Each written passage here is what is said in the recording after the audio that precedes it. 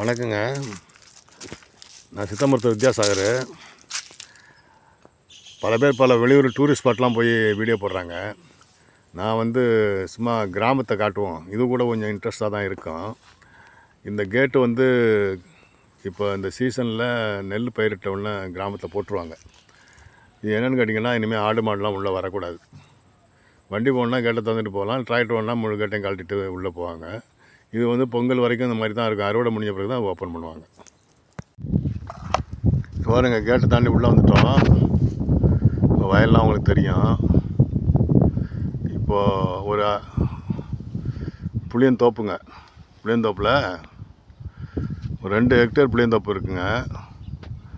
இதெல்லாம் பல பேர் கிராமத்தில் உள்ள பல பேருக்கு இந்த மரங்கள்லாம் சொந்தம். இது ஒரு 100 ஆண்டு காலமாக உள்ள மரங்களாக இருக்கலாம்.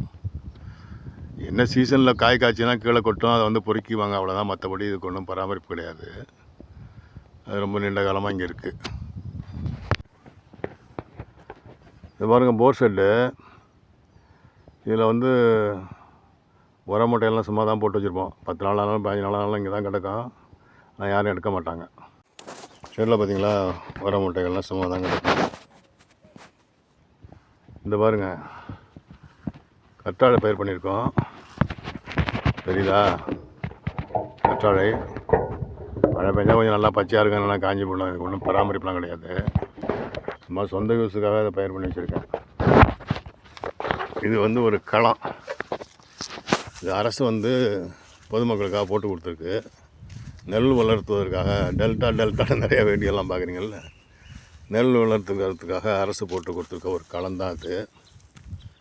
பாருங்கள், தெரியுதா?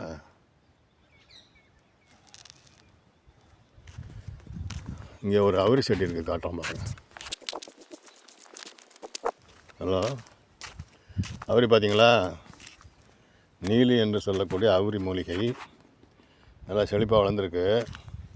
ஆக்சுவலாக நான் திண்டிவனம் பகுதியிலேருந்து 1 கிலோ 2 கிலோ விரையெல்லாம் வாங்கிட்டு இங்கெல்லாம் வீசி வச்சேன். அது ஒரு 3 வருஷத்துக்கு முந்தைய அந்த மாதிரி செஞ்சான். நல்லா கிடக்கு பாருங்கள். இங்கெல்லாம் அவுரி இருக்குது பாருங்கள். அங்கே கூட இருக்குது, தெரியுதா? இது நம்ம சொந்த யூஸுக்காக இதை போட்டு வச்சுருந்தோம், தேவைப்பட்டால் பறிச்சிக்கலாம்னு சொல்லிட்டு. ஒன்றும் நம்ம இப்போ அரிக்கலை. இப்போ தானாக அந்த மழை சீசனில் முளைக்கும், திரும்பவும் கூட வந்தால் காஞ்சி போயிடும். மறு வருஷம் விதை விழுந்து முளைக்கும். சமயத்தில் சில பூச்சிகள் வருது இதில். இப்போ நல்லா தழையாக இருக்குது, அருமையாக சாறு எடுக்கலாம். பெஸ்ட்டு. இதில் ஒரு வேலை செஞ்சோம், ஒன்றுமே இல்லை. சிம்பிளாக அவுரி தழையை உருவி தேங்காய் எண்ணெயில் போட்டு வேலை வச்சுருங்க. அந்த எண்ணெயை பூச்சிட்டு வாங்க, உங்களுக்கு முடி நல்லா வளரும். நம்ம வயல் தான் அது. இதில் ஒரு நுணாமரத்து மேலே ஒரு கோவக்கொடி பறந்துருக்கு. இதை யாராக பிடிச்சி அறுத்துருக்கானோ, ஆட்டுக்கு தலைக்கு அடிச்சிருப்பானோ போல இருக்குது. அந்த பக்கம் இருக்குது பாருங்கள், கோவக்கொடி நல்லா லைவாக. இந்த பாருங்கள், இந்த தண்டு பாருங்கள், நல்லா ஒரு மரம் மாதிரி இருக்குது பாருங்கள், இந்த கோவக்கொடி ஒரு தண்டு. இது எவ்வளோ நாளாக அங்கே இருக்குங்கிறது நானே நோட் பண்ணல. இந்த தண்டு அசாதாரணமான திக்காக இருக்குது பாருங்கள். கோவை ஒரு மெடிக்கல் பிளான்ட்டு தான். இது சிறுநீர் பெருக்கி, டயூரிட்டிக்னு சொல்கிறது. பெண்களுக்கு இந்த ப்ரெக்னன்சி டயத்தில் கை காலெலாம் வீங்கும், கொஞ்சம் ஆல்புமெல்லாம் வரும். இதில் இந்த இலையச்சாறு கொஞ்சம் ஒரு 10 மில்லி கொஞ்சம் பால் கலந்து குடிச்சிங்கன்னா உங்களுக்கு ஆல்புமெல்லாம் சரியாகும். நல்ல வீக்கம் வடியும். உங்களுக்கு நல்லா யூரின் போனாலே உங்களுக்கு பிபி இருக்காது. ப்ரெக்னென்ட் லேடிக்கு பிபி இருக்குன்னு சொல்லிட்டு வருவோம். ப்ரெக்னென்ட்டில் இருக்கப்போ பிபி டேப்லெட் சாப்பிடக்கூடாது. இது பாருங்கள், இது ஒரு வெண்டி செடி. இது தானாக முளைக்கிறது. இந்த வரப்பெல்லாம் களைக்கொல்லி அடிச்சிட்டானுங்க. ஆனால் விதைகள் கடந்து திரும்ப முளைச்சி வருது. ஒரு 10 இயர்ஸாக அது இருக்குது பாருங்கள். ரொம்ப ஸ்ட்ராங்காக இருக்குது பாருங்கள். லீவ்ஸ் எல்லாம் இது காட்டு வண்டின்னு சொல்லுவோம். இந்த இலைகளில் நிறைய சொனை இருக்கும். அது முள் மாதிரி நிறைய சொனைகள் இருக்கிறதுனால இந்த பூச்சி எதுவும் திங்காது. இந்த வெள்ளி காயுமே நிறைய சொனை இருக்கும். அதை ஒரு சாக்கில் போட்டு தேய்ச்சிட்டு, அந்த சொனையெல்லாம் தேய்ச்சிட்டு அதுக்கப்புறம் தான் அதை கட் பண்ணி சாப்பிட்பாங்க. நாங்கள் சமைச்சதில்லை. ஒர்க்கர்ஸ் வந்தாங்கன்னா அதை பறிச்சிட்டு போவாங்க இந்த வயலில். இந்த பாருங்கள், அடப்ப மரம்னு சொல்கிறது. இது இந்த பக்கம் இருக்குது. இது பக்கத்தில் பெரிய குளம் இருக்குது. இது கிராம குளம். இதெல்லாம் இந்த இயற்கையாக தானாக இந்த இடத்துல முளைச்சிருக்குங்க. நல்ல ரோஸ் கலரில் பூ பூத்து அப்படியே நிறைய பட்டு மாதிரி கீழே கொட்டி கிடக்கும் சீசனில். இந்த இடத்துல ஒரு மருத மரம் இருக்குது, நான் காட்டுறேன் வாங்க உங்களுக்கு. பாருங்க, இது மருத மரம் நம்ம வயல் பக்கத்தில் தான் இருக்குது. இதெல்லாம் தானாக முளைக்கிறது தான். இது நம்ம வயல் என்ட்ரன்ஸு பாதை. ஆட்கள்லாம் தூரத்தில் உரம் அடிச்சிட்ருக்காங்க, தெரியுதா?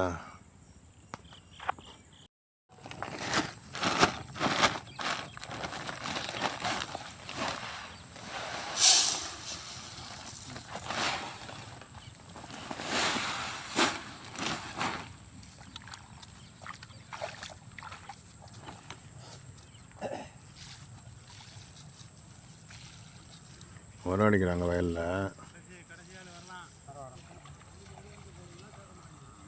நமக்கு 12 ஏக்கர் நஞ்சை, 2 ஏக்கர் தடல் புஞ்சு இருக்குங்க. ரெண்டு பெரிய மோட்டார் இருக்குங்க. இது ஒரு நாவல் மரம். இது நமது வயல் வரப்பில் தான் இருக்குது. இது தானாக முளைச்சது தான். இப்போ நம்ம ஆட்கள்லாம் வெயில் நேரத்தில் கொஞ்சம் இந்த இடத்துல நிழலில் உட்காந்து டீ சாப்பிடுவாங்க. இது வந்து ஆவணி புரட்டாசி மாதங்களில் காய்க்கும். சின்ன சின்ன காய்களாக இருக்கும். இங்கே வர்றவங்க போகிறவங்க சின்ன பிள்ளைங்கள் யாராவது இங்கே வர்றவங்க தான் பறிக்கிறது தான், வேறு ஒன்றும் நமக்கு ஒன்றும் இது கிடையாது. இதோட மெடிசனல் யூஸ் பார்த்திங்கன்னா, புலிப்பணி 500ல் சொல்லுவார், ஒரு சதுர அங்குல பட்டை எடுத்து நல்லா அரைச்சி கொஞ்சம் சந்தனம் சேர்த்து மோரில் கலக்கி குடிக்கணும். ஹைப்பர்மோனியான ஐ ப்ளீடிங் இருக்க பெண்களுக்கு இதை 3 நாளைக்கு கொடுக்க சொல்லுவார். இது நாள்பட்ட இரத்தப்போக்கை கட்டுப்படுத்துது, தெரியுதுங்களா? இந்த பழம் மற்றும் காய்கள் வந்து விதைகள் இதெல்லாம் வந்து சுகர் பேஷண்ட்டுகள் நிறைய யூஸ் பண்ணுறாங்க. சர்க்கரை குறைக்கும் தன்மை உள்ளது. சர்க்கரை குறைக்கிறதோட எக்ஸஸ் யூரினேஷன், இரவில் வந்து அதிகமாக சிறுநீர் போகிறத கூட ஓரளவுக்கு குறைக்கும். முக்கியமாக வந்து எக்ஸஸ் யூரினேஷனில் இந்த நாவல் கொட்டை ரொம்ப நல்லா பயன்படும். அதில் மெடிசன் நிறைய யூஸ்லாம் இருக்குது, எல்லாத்தையுமே நம்ம சொல்ல முடியாதுல்ல.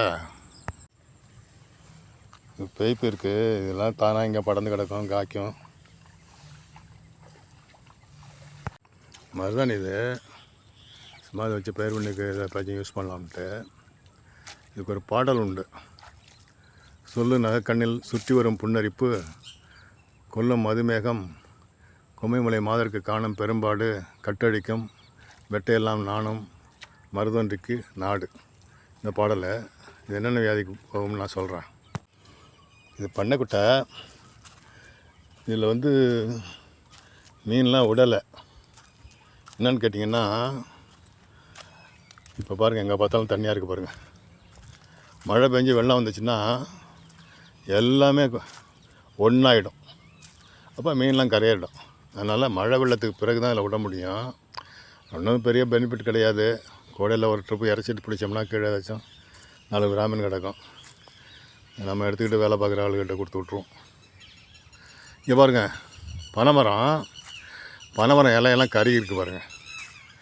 அது நல்லா ஒரு 10 வருஷத்து மரம்னு வச்சுங்களேன். ரொம்ப அடசாக அரிச்சிட்டு நம்மளால் இதை கொளுத்தி விட்டாப்புல இந்த இடத்த. அதனால் பாம்பு வருதுன்னு சொல்லிட்டு கொளுத்தி விட்டார். பனை வந்து வச்சு 10 வருஷம் ஆச்சு, நல்லா தான் வளர்ந்துருக்கு. 10 வருஷம் மேலே இருக்கும். ஆனால் பனையை வச்சவன் பார்த்துட்டு சாவான், தென்னையை வச்சவன் தின்னுட்டு சாவான்ற பழமொழி. இன்னொருக்கு பாருங்கள், தென்னை இன்னும் திங்கிற லெவலுக்கு வரல. இதெல்லாம் எப்படின்னு கேட்டிங்கன்னா, ஏதாவது கல்யாண வீட்டுகளில் அன்பளிப்பாக கொடுப்பாங்க, அதை கொண்டாந்து போச்சு வைப்போம். அது ஒன்று நாங்கள் அப்புறம் திரும்பி பார்க்க மாட்டோம். அதுதான் தானாக வளர்றதான், தெரிஞ்சிட்டிங்களா?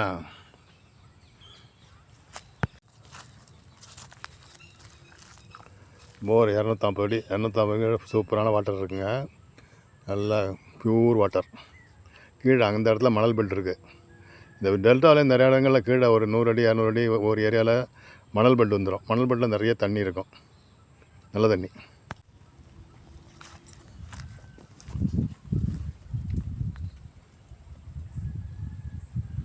கொக்கு தெரியுதா? தூரத்தில் கொக்கு இருக்கு பாருங்கள். இது ஒரு பறவைகள் சரணாலயம். இங்கே நிறைய கொக்கு மடையம் அதெல்லாம் இங்கே சுற்றிக்கிட்டே இருக்கும். இப்போ இந்த டயத்தில் இருக்காது, ஈவினிங்கில் பார்க்கணும். ஈவினிங்கில் நிறைய இருக்கும். நான் பக்கத்தில் கிராம குளம் ஒன்று சொன்னேன் பார்த்தீங்களா? நமக்கு வயலுக்கு பக்கத்தில் சைடில் இருக்குது, அட்ஜசன்ட்டு. இது வந்து 2 ஏக்கர் குளம். இது நல்ல பெரிய குளம் தான். இங்கே ஒரே காடாக இருக்குது பாருங்க. இங்கே வந்து பறவைகள்லாம் நிறைய வந்து அடையும். மாலை நேரத்தில் கொக்கு மடையான் போன்ற பறவைகள்லாம் அடையக்கூடிய இடம் தான் அது. மயில்களும் உண்டு.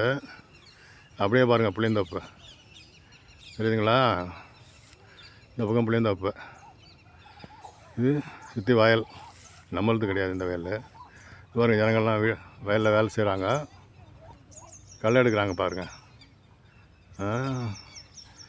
இது இந்த குளம் எப்படி இப்போ வெட்டுறாங்கன்னு கேட்டிங்கன்னா, அதாவது ஒரு குளத்தை வெட்டி அந்த மண்ணை கொட்டி பக்கத்தில் மேடாக்குறாங்க, அதை வந்து கிராமமாக்குவாங்க.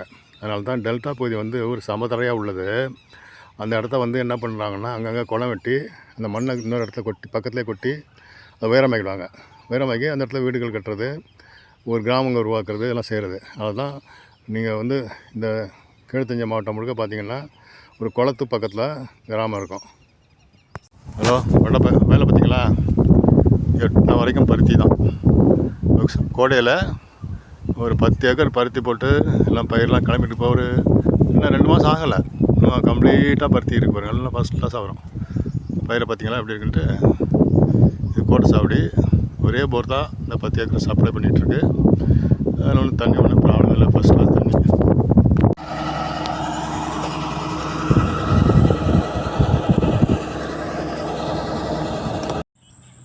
சன்செட் பார்த்திங்களா? மாலை நேரத்தில் ஒரு அமைதியான சூழலில், சந்தடி இல்லாத ஒரு இடத்துல சூரியாஸ்தமனம். பொதுவாக வந்து டெல்டாவில் எப்பவுமே சூரியாஸ்தமனத்தில் தான் ஆட்களை கரையேற்றுற பழக்கம் பழங்காலத்தில். சன்செட் ஆகியும் வேலை பார்ப்பாங்க, 6:45 வரைக்கும் வேலை பார்ப்பாங்க. அந்த மாதிரிலாம் வேலை பார்த்த காலம் உண்டு. ஆனால் இப்போ கிடையாது. இப்போ எல்லாம் 4:30 ஆட்கள் கிளம்பிடுவாங்க. நமக்கு இன்றைக்கி வேலை முடியலைங்கிறதுனால ஸ்பெஷலாக கண்டினியூஸாக இன்றைக்கி முடிச்சிடணும்னு வேலை பார்த்துட்ருக்காங்க. உரத்தை இன்றைக்கி வீசி விடுங்கிறதுக்காக கொஞ்சம் எக்ஸ்ட்ரா சேலரி கொடுத்துட்றோம். அதனால் அவங்க வேலை பார்க்குறாங்க. சன்செட் ஆகிட்டு புதூரில் இருக்க சன்செட்டுங்க. இந்த வயலுக்கு வர்றது, இந்த சன்செட் பார்க்குறது உங்களுக்கு ஒரு ஹாப்பியாக இருக்கும்.